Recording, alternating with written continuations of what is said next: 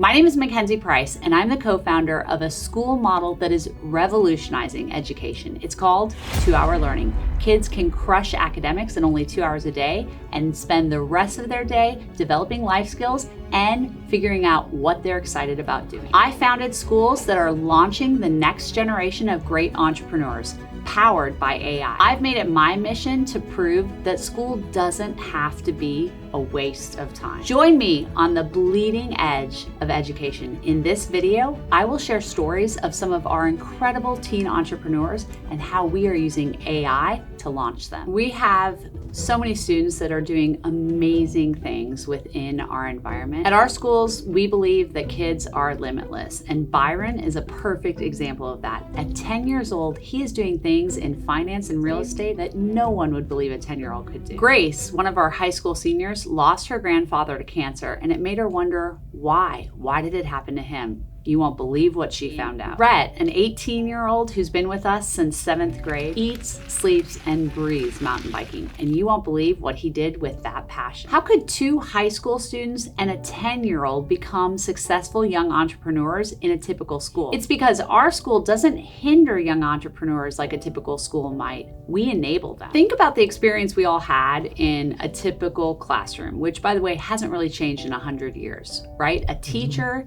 is in charge of a large class of students that are at like completely different levels of understanding and information, but she or he has to teach in like a time-based format. You have 9 months in a school year, and there's a certain amount of curriculum you have to get through.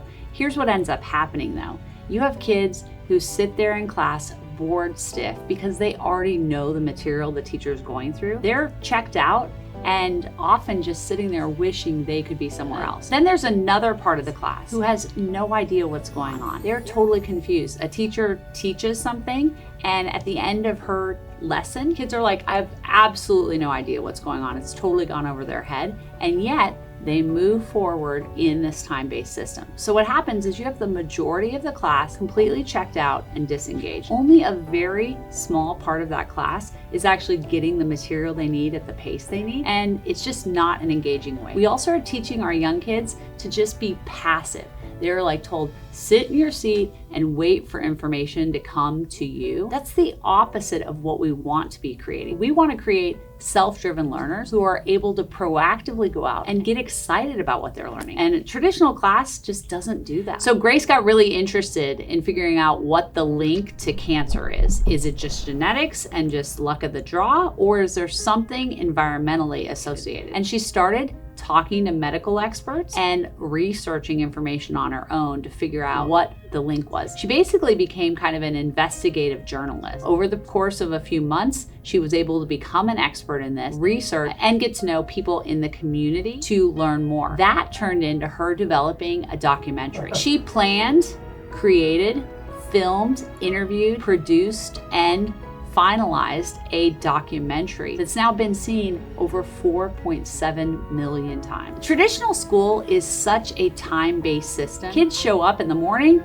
and they leave in the afternoon, and they are busy all day long. Then add to that the fact that they've got homework to do at night. There is no time left. So if you're a young entrepreneur and you want to do things like build a business, take calls during the day to talk to customers or raise money or whatever it is you're doing, school doesn't allow that. It's hard to even get a pass to go to the bathroom, much less take a business call, right? When are young people supposed to get out and do some of the work that they may want to do? There's no time built into a day for a young entrepreneur. Grace is on a mission to flatten the curve of cancer for Gen Z, and she believes the way that that can be done is by helping young people understand that what they eat has an effect on them. Not only has Grace gotten 4.7 million views of her documentary, but she has had incredible opportunities that would not have been available to her if she were just a normal high school student. She's been on national podcasts and news stations. She's had numerous articles written about her. She's appeared at conferences and spoken at events. She's met medical experts that one would only dream of getting to meet. She's done all of this because she came to the table with something that no other high school student does. Rhett is a kid who knows more about dirt than anybody I have ever met. He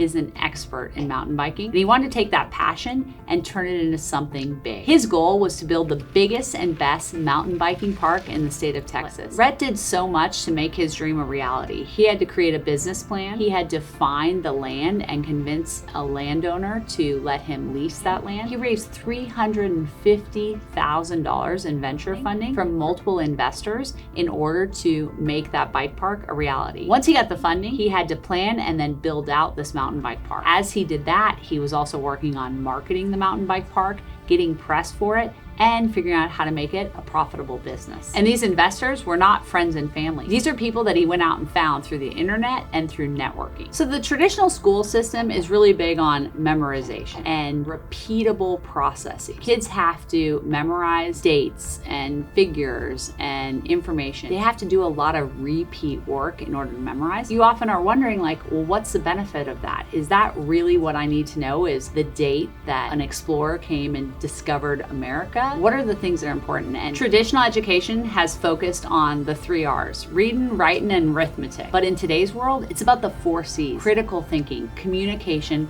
collaboration, and creativity. We need to give our students those tools so that they can be successful. At 10 years old, Byron had the opportunity to learn about financial literacy in a real way. Our school had a workshop called How to Manage an Airbnb. And what better way to teach a kid how to manage an Airbnb than by actually going through the process of managing an Airbnb? Byron had to start by learning basic financial concepts like owning a home, renting a home, what leasing is involved, how to do a short-term rental. He and his classmates then had to figure out what was the best way for them to go forward with the idea of an Airbnb. Do they try to buy a property? Do they rent a property? Once that decision was made, they have to find the right property. What allows short-term rentals? What's going to be the most successful type of property to have on the market? Where's the right location for that? After that, they had to negotiate a lease and figure out what their pricing structure was going to be for their Airbnb. They had to learn how to market this Airbnb. They had to learn how to vet potential tenants. What happens if there's damages? What's the deposit that they make? Are they going to allow pets or no pets? There are so many things that are involved in this idea of managing an Airbnb, and it was a great opportunity for these kids to come together and really exercise their brain with regard to critical thinking and real world application. There are so many kids who sit in class every day and raise their hand asking the teacher, why do I have to know this? How is this going to actually help me? And I think that is a great question. Like, what is the practical application? And think about a young entrepreneur, a kid who is excited to get out there and do something, who's probably going, why do I have to know some of this information? And guess what? It is important to have a good understanding of a lot of academic knowledge. But what's even more important is to give kids the tools they need to go out and make something happen. And so if you think about a typical school, the kind of kid who wants to go out and build a business is completely hamstrung. I think so many kids sit in class frustrated and bored and confused about why they're having to have their time wasted like this. Think about how many kids just wish they didn't have to go to school because they've got other things they want to be focusing on and they want to be doing. Traditional school does not create an environment that allows these kids to go figure out what they're excited about and start acting. One of the things that we do at our school is we always encourage kids to think big. What can they do that's going to be even bigger? Because we believe kids are limitless and it's our job to just provide an environment that helps them really unlock that potential. So when Rhett first started, he knew he liked mountain biking, but he wasn't quite sure what he wanted to do with that. And isn't that what school should be for? Is helping a kid figure out like, okay, I have this passion, where can I take this? And so Rhett worked with the people at our school to come up with a big idea. And eventually that turned into building the biggest mountain bike park in Texas. And guess what? Rhett did it. At our schools, we give kids time to go do those things that they want to do. So students like Rhett and Grace and Byron had all afternoon available to go build something big. Imagine if every single day after lunch, your school came to you and said, what do you want to do and how can we help you do it? That's what we do at the schools I created. Grace was really troubled around this fact that her grandpa died and wondered why. Is it just up to the genetic lottery if somebody gets cancer or not. She sat down with the guides at our school. We don't have teachers, they're guides. And they started having a conversation about this. And instead of saying, hey, I know, Grace, in 8 years, maybe you can go become a doctor and then you can research cancer. The question that was asked was, what can you do now to learn more about this? And Grace had that inspiration to say, let me go and research, let me learn more about cancer. When she first started her cancer journey, she was thinking it was a genetic disease, but then she started learning that there might be more to it. If Grace had been in traditional school, she would have mentioned that she had this interest in cancer and someone would have told her, then you should be a doctor. So maybe 8 years later, she'd finally graduate from med school. At our school, Grace was able to take that interest she had in cancer and start working on it now. Byron's only 10 years old. He doesn't have any idea what he's interested in, but a school's job is to provide a lot of different learning experiences so that kids can figure out what they like. And so for Byron, when he started in this how to manage an Airbnb workshop, he didn't know what he was interested in, but what he found as he went through this experience was that he was really interested in finance and he loved the idea of learning more about real estate. And I don't think there's many 10-year-olds who know as much about those subjects as Byron does now. Our school's workshops expose kids to interesting things that might ignite a flame later on. So Byron got to learn about stuff that most 10-year-olds don't get to learn about. And he also got to develop some really incredible life skills as part of that. If Byron were at a traditional school and happened to mention that he had an interest in finance, first of all, his teacher probably would have been like, huh? Secondly, she would have said, sorry, finance is not part of 5th grade curriculum. Our elementary, middle, and high school students are making a huge difference now because they've been given the time and space to do something big. Rhett is perfectly matched for the work that he is doing. First of all, he is a domain expert, and in order to be successful in anything, being an expert is really helpful. He knows all about mountain biking. He's also a go-getter. He knows how to hustle, he knows how to network, and he knows how to connect with people. Grace is so intellectually curious and always wanting to see if there's more to the story. Grace was able to take that natural curiosity and channel it into educating and advocating for the rest of the world. Byron, like all kids, is curious, and our workshop of how to manage an Airbnb gave him this awesome opportunity to take that curiosity and learn something new. At our schools, our kids are able to do their academics in only 2 hours a day, and that frees up the rest of the day for them to go out and build huge projects. Technology has enabled us to educate students like never before. Rhett had so many obstacles that he had to overcome. He had to figure out who was going to let him use land in order to build this mountain bike park. He had to raise a stupid amount of money in order to make his dream a reality. I mean, what 17-year-old kid is out raising $350,000 to build a mountain bike park? He had so many things he had to do. Once he was able to raise the money, he had to actually design a great mountain bike park, and he had to build it.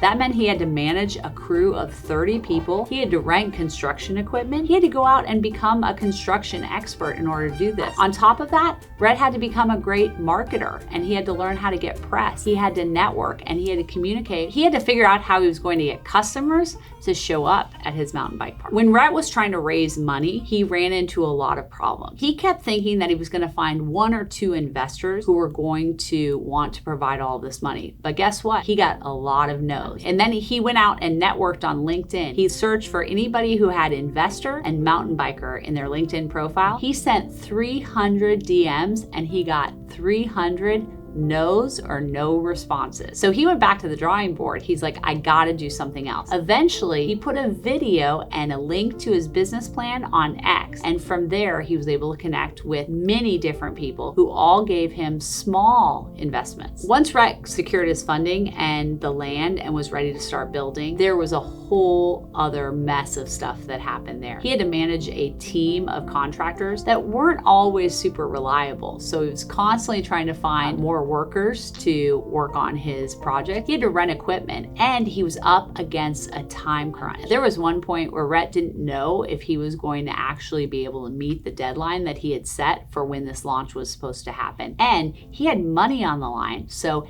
every day that he wasn't open is a day when he was not going to be making a return for his investors. He was a 17-year-old kid learning how to manage a bunch of adults. Managing is really hard for anybody, much less a 17-year-old kid who's having his first first experience doing this. There were so many things that he learned about how to manage adults, how to manage a team, how to manage under a tight deadline, and when there's a lot of pressure. Rhett had all of those things happening, but it was awesome to see how he rose to the occasion. You might see the news articles or the documentary about Rhett's experience or the hundreds of people that he has going to his bike park and think, well, it must not have been too hard, but it wasn't. It was an impossible project, but Rhett made it happen. Rhett was able to do all of the incredible things that he did because he had life skills like grit and determination and the ability to network, to connect with adults, to raise money. Those are skills that were like so critical to Rhett's success, and he was able to develop those during his time at school. Kids like Rhett are passionate and ambitious, and they have a lot of energy. But in traditional school, they're not necessarily given a way to channel that. At our school, we take a kid like Rhett and we help him channel that energy into something that becomes real. Flattening the curve of cancer for Gen Z is no easy task. And this was a 17-year-old girl who said, that's what I'm gonna do. The odds were completely stacked against her. First of all, people didn't take her seriously because she was a kid and she didn't know anything. Most people dealing in this world have PhDs and MDs and have been in the field for years and years. But what she did was she said, I've got to go and learn about this myself. So